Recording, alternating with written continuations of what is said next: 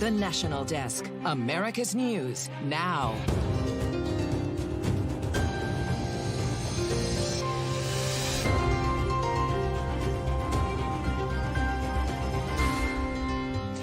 Spring bringing a double dose of severe weather while the Appalachian states recover. The East Coast now preparing for an April winter-like storm. We need to get to the bottom of what happened to the convoy, to the staff of the World Central Kitchen. It shouldn't have happened. It was a mistake. The fallout continues after Israel's strike, killing humanitarian aid workers. How President Biden is walking the line between condemnation and support of Israel. Then another state confirms a new bird flu infection among livestock as egg producers deal with contamination. What we know about how it's impacting what you buy at the store. This is the National Desk, America's News Now. I'm Amira David. As we come on the air, a severe weather threat shifts east, creating a winter-like storm in the second week of spring.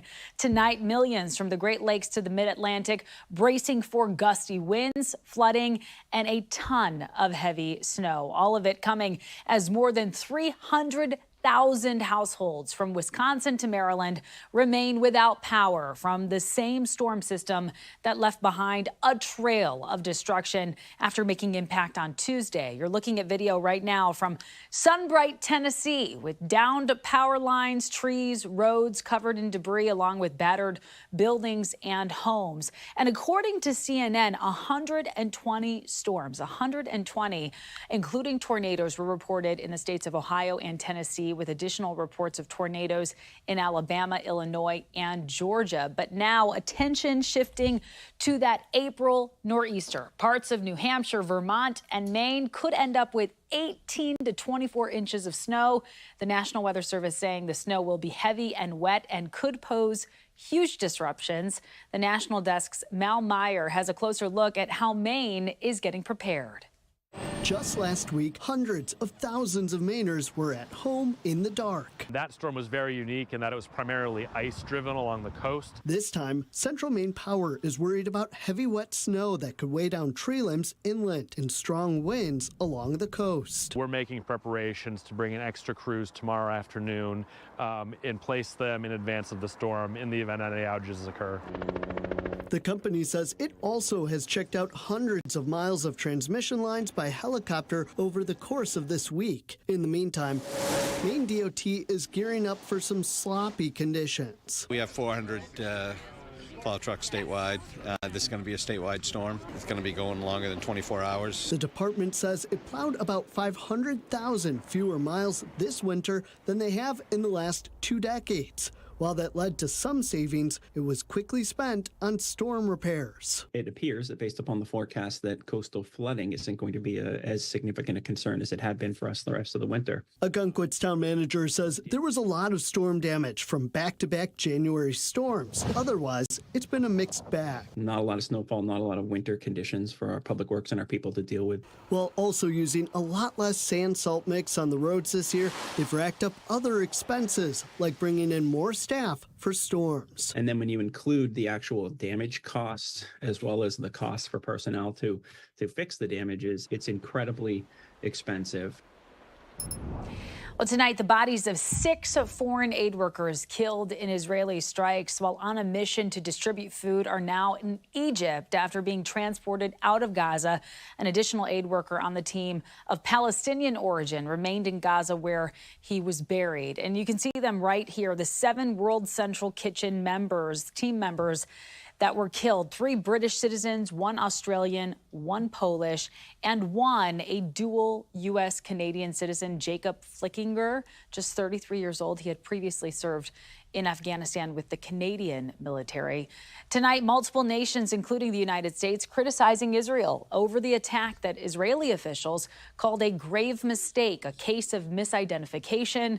The AP reports Canada and other countries are now preparing to present a joint diplomatic rebuke to the Israeli Foreign Ministry.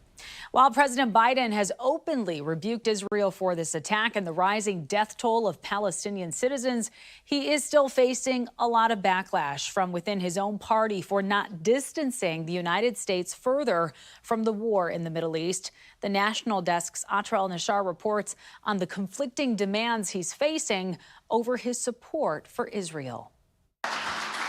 President Biden under pressure from both sides of the Israel-Gaza conflict during a pivotal moment in Israel's military offensive. The White House trying to sway Israel against an invasion of Rafah, the southernmost city in Gaza where more than 1 million people are taking refuge. In Gaza, the death toll nears 33,000 according to the local health ministry. The rhetoric that has been coming out of the Biden administration, that's been coming out of the White House, it's frustrated a lot of people. Dr. Thaer Ahmad traveled to Gaza earlier this year. He and a group of Muslim community leaders met with the president and vice president Tuesday.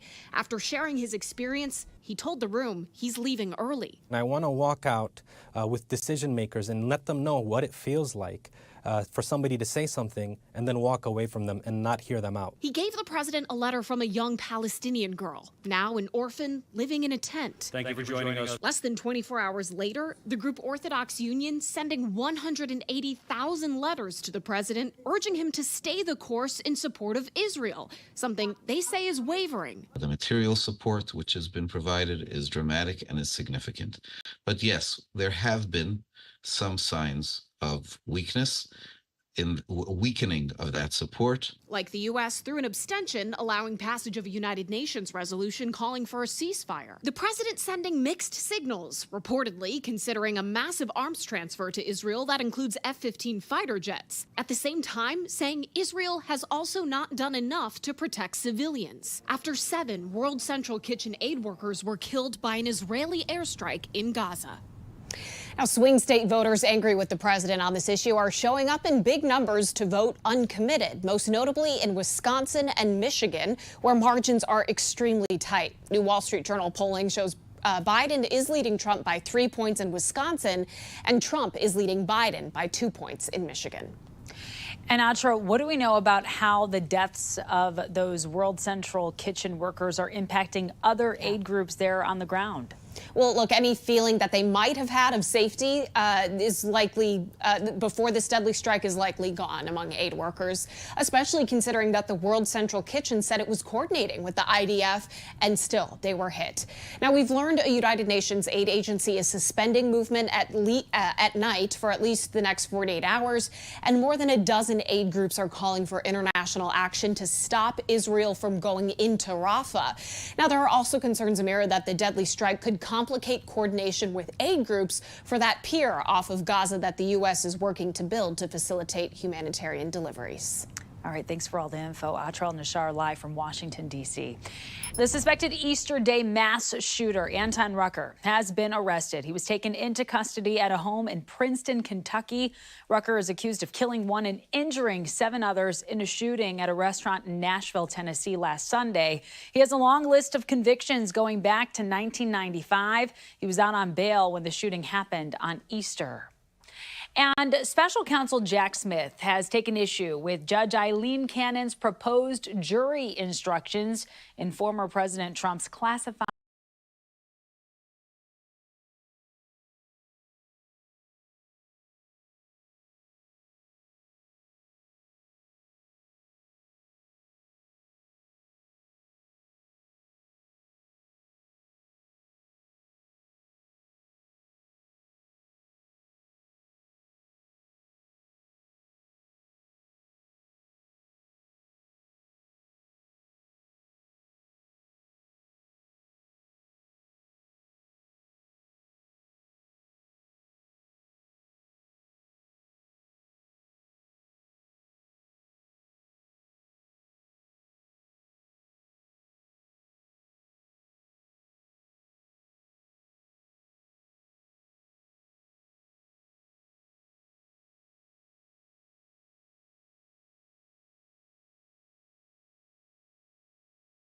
documents case. Smith asked kills the virus before the milk actually hits store shelves, but bird flu has shut down egg production at a major fresh egg manufacturer in Texas. Cal-Maine Foods says it has temporarily halted production after the virus was detected, and that about 1.6 million hens and over 300,000 pullets had to be euthanized. The company says there is no known bird flu risk with its eggs that are currently on the market. A Michigan plant has also been placed on quarantine due to the influenza, but no disruptions to production are expected. President Joe Biden took on pharmaceutical companies today in a speech highlighting his health care policy. Along with independent Senator Bernie Sanders, President Biden spoke of his effort of lowering prescription drug costs, specifically the cost of inhalers. Sanders recently called on drug manufacturers to review how much inhalers cost to make versus how much they're selling for. The result, $200 to $600 inhalers that cost $5 to produce. The American people are tired of being ripped off and paying astronomical prices for the prescription drugs they need to stay alive. Why in God's name should an American pay $645 for the same inhaler sold in the United Kingdom for $49 by the same outfit? The same outfit. Very pricey, and 3 inhaler manufacturers have since agreed to cap the cost at $35 a month. Biden's sweeping climate and health care bill, the Inflation Reduction Act, lowered other drug costs, as well as including insulin for diabetics. No Republicans voted for the bill, and some want to repeal it. They argue the investments actually made inflation worse. Well, California could soon limit when companies can contact employees under a new bill. Employers there would have to more specifically define compensated hours, and workers would not have to respond to calls, texts, or emails outside of those hours. There would be some exceptions. If the bill passes, it would be the first law of its kind in the United States. Coming up, a big change in Wisconsin regarding money used for elections, plus what new polling shows about battleground states in the 2024 race. Then the national debt continues to grow and the consequences could be dire. We'll take a look at the latest economic forecasts. And Texas lawmakers are investigating last month's deadly Panhandle wildfires, what they've learned, and what they still want to know when we come back.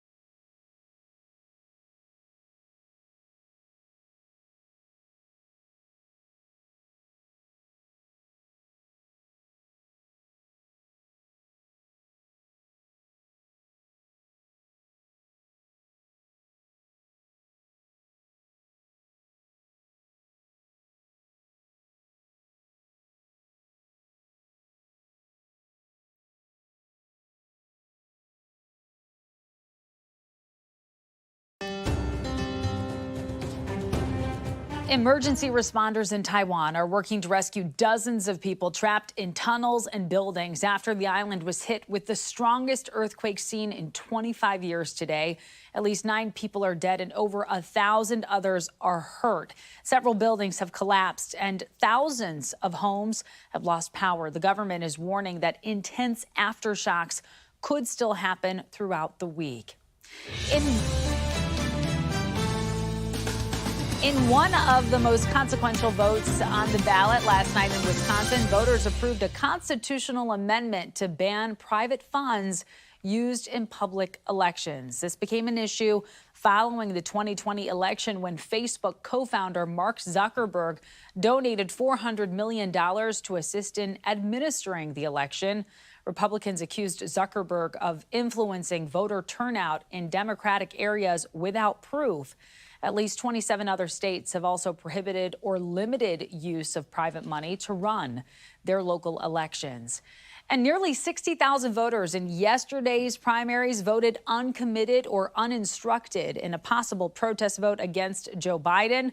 While Wisconsin had the most individual voters not picking Biden, both Rhode Island and Connecticut had double-digit percentages of voters taking the other option. What started in the Michigan primary in February has become a movement of uncommitted votes for a ceasefire in Gaza and has been a trend in Democratic primaries this season.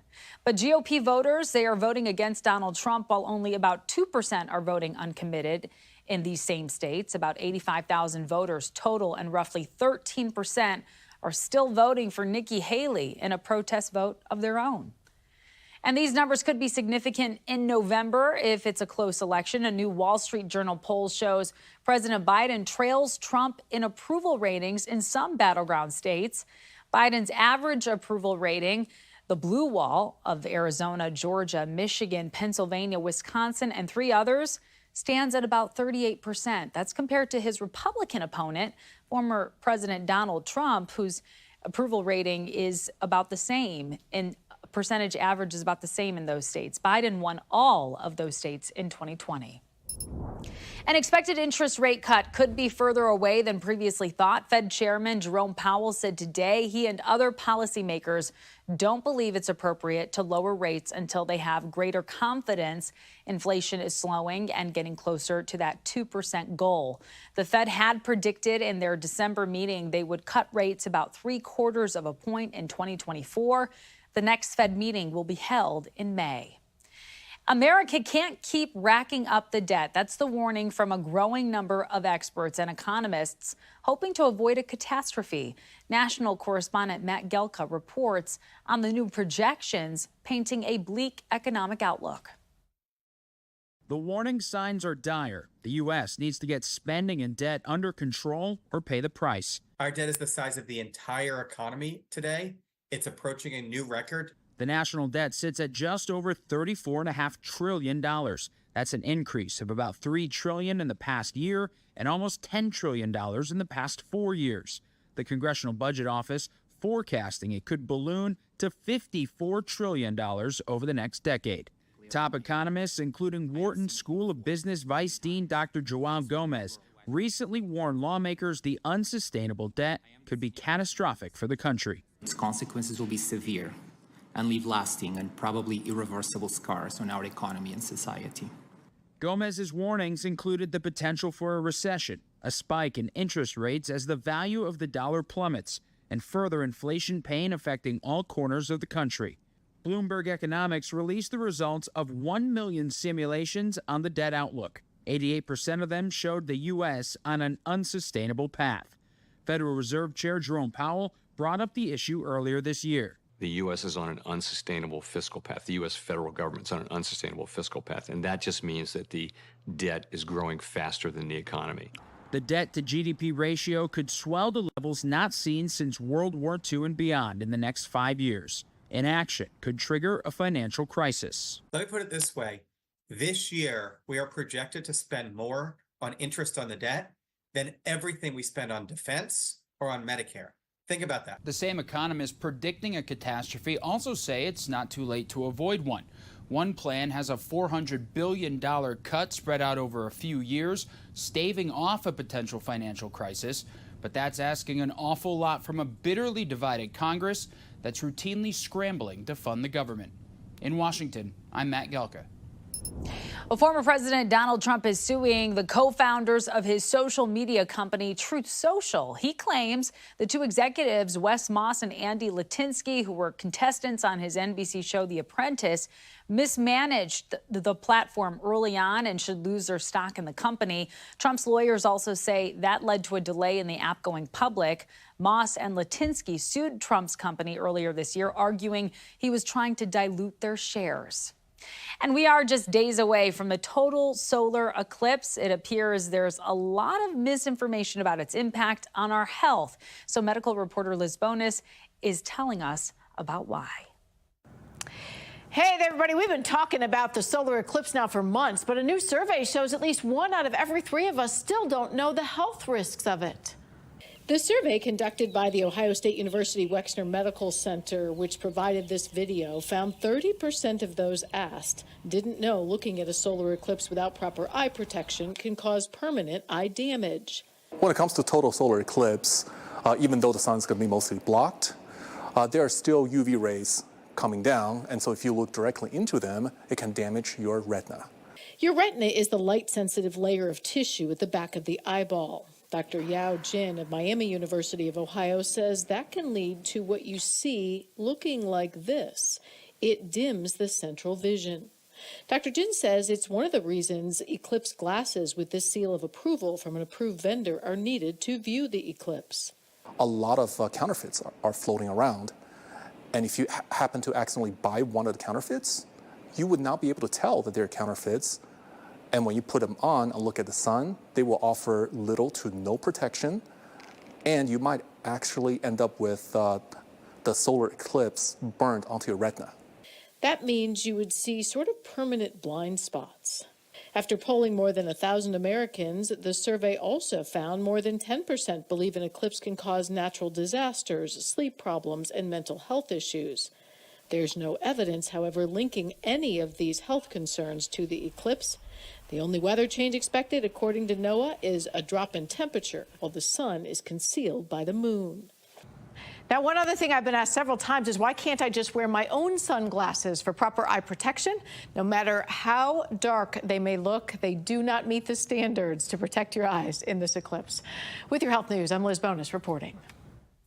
Thanks for the information, Liz. And join us for Eclipse Across America, a live stream from 1 to 4 p.m. Eastern as we track the eclipse from Texas to Maine. Unmatched coverage with over 50 live locations, dozens of local meteorologists and NASA experts. Watch Eclipse Across America on Monday at thenationaldesk.com.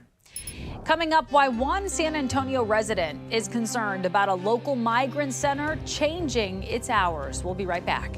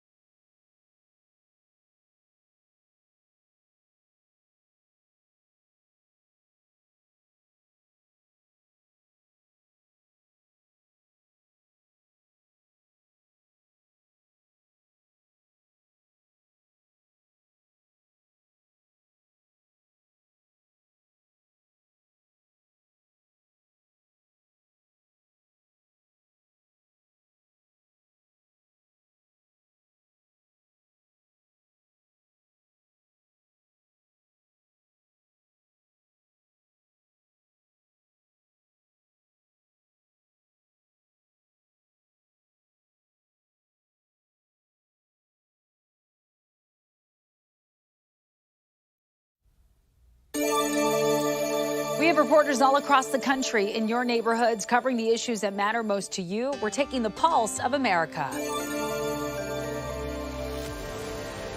And so where are they going to get fed? Where are they going to be housed? For the past 30 years, Ray Garcia has called his Shearer Hills neighborhood near North Star Mall home. Catching wind that the Migrant Resource Center would no longer operate 24/7 scares him. So they're in a bad situation. And I think that would even make it worse. $650 million was recently secured for the Shelter and Services Grant Program. It provides aid to border communities and nonprofits such as Catholic Charities of San Antonio, which runs the Migrant Resource Center. But Catholic Charities CEO and President Antonio Fernandez doesn't know how much of that funding they'll actually get. And it's that uncertainty that has them considering cutting back on what's being offered. Well, the Biden-Harris administration is working towards strengthening protection and recovery of threatened or endangered species. The U.S. Fish and Wildlife Service, as well as NOAA Fisheries, have finalized 3 rules revising portions of the Endangered Species Act. Rep. Jared Huffman weighed in. They just rolled out a new rulemaking that I think partly addresses some of my concerns. During the Trump years, of course, every effort was made by the Trump administration to dismantle the Endangered Species Act. At a time when we face a global biodiversity crisis, species are blinking out. We see some of that, here on the North Coast. According to Huffman, the rules will restore important protections for species and their habitat. What went wrong in February to result in the single worst wildfire in Texas history, burning more than 1 million acres in land and killing 2 people? That's the focus of a new House investigative committee, which held its first hearing Tuesday in the panhandle town of Pampa. Those investigative reports attributed the cause and origin from a power line. They did not specify who owned that power line. With that in mind, at least one company has acknowledged some level of responsibility in that deadly wildfire known as the Smokehouse Creek Fire. In a statement last month, Xcel Energy, an energy company that operates in the Panhandle, says it acknowledges that its facilities appear to have been involved in an ignition of the Smokehouse Creek Fire. It goes on to say the company disputes claims that it acted negligently. But the House investigation goes beyond that, asking the question, did officials adequately respond to the deadly fire? Coming up, the Powerball jackpot has grown to a historic high. Just how much you could win tonight when we come back.